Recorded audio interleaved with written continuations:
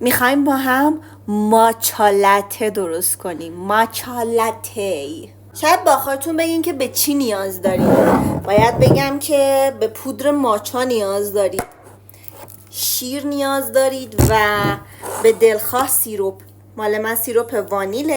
شیر رو به دلخواه میذارید یا گرم بشه یا فومدارش میکنید، یعنی بعد بذارید گرم بشه و فومش به دلخواه، ولی گرم باشه بهتر. مال من اسکوپ داره، بعد به اندازه یه اسکوپ که فکر کنم بشه مثلا یه قاشق مربا خوری میرزم اینجور.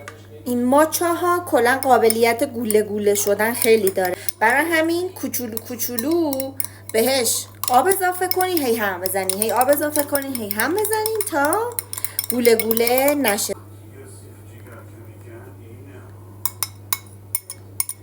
ماچا لته ما آماده است.